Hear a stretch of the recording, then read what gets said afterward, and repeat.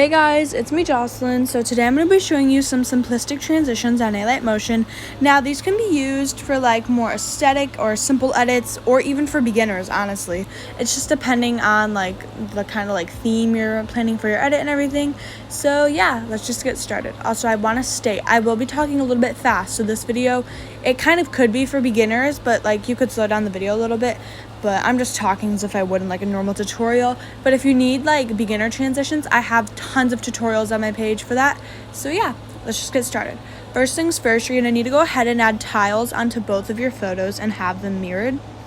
Just like this. I mean, if you're used to alight motion, you already know how to add tiles and everything. So just gonna go ahead and do this real quick. So first transition we're going to do is a zoom out glow. Now what I mean by this is that when we zoom out the photo, it glows, and when the photo ends, it glows. I'll show you what I mean. So you want to go ahead and go to your zoom panel, add 2 keyframes, one at the beginning and then one at the end. And then just go ahead and do like a normal zoom out type transition that you would normally do. I need to find some new graphs for alight motion because I'm kind of tired of using the simple ones. That's beside the point. I just wanted to point that out. So yeah, this is the beginning of our zoom out transition, just like this. And then we're just going to go ahead and finish it off like we normally would by zooming in the second photo by adding 2 keyframes, one at the beginning, one at the end, and zooming in the first keyframe. Then we just add our graph. So first, right now, we have a simple zoom out transition, just like this. You know, nice, whatever. So what you want to do is you want to go onto effects, add effect, go to color and light, and then find exposure and gamma or gamma. I'm not too sure how to say that. And then what you can do is go to the very beginning of your photo, your first photo, where the zoom out begins, add 1 keyframe at the beginning, 1 at the end. Now you can make it as bright as you'd like. I'm just going to go ahead and make mine 0.45. And then I'm just going to do a kind of smooth, simple in graph, just like this. So this is how your photo would start out, like this.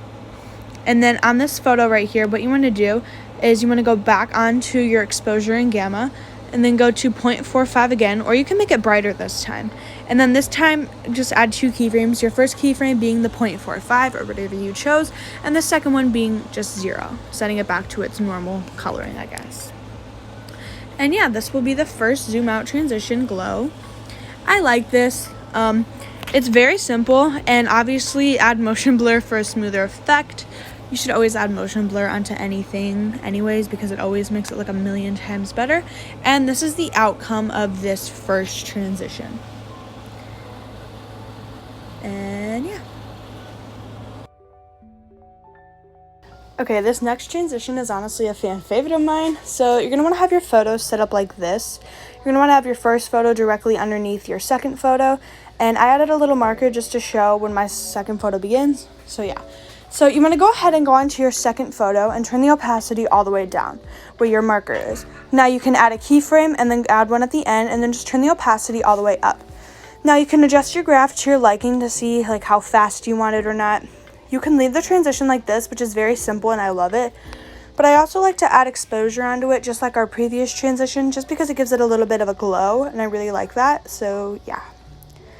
You don't have to add exposure, it's obviously optional, but this is just what the transition will turn out like, and I love it. I love how simple it is, and it literally works with honestly any type of edit in my opinion. So yeah.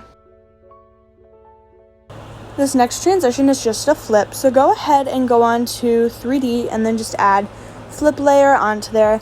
I'm not going to change the axis or anything. You can, because it's your edit obviously, so you can change it to anything you'd like. But I'm just going to go ahead and add 2 keyframes, 1 at the beginning and 1 at the end. And on the second one towards the end, I'm just going to change the angle to 85.0 degrees. And I'm just going to do my in graph the way I normally would. So this is what it looks like when it first starts out. Now I'm just going to go on to my second photo, add flip layer again, and then just add 2 keyframes again, 1 at the beginning, 1 at the end. And then on my first one, I'm just going to do negative 85.0, just like this. And I'm just going to do my out graph. And yeah, obviously we all know what a flip looks like, but you can never go wrong with one. So yeah.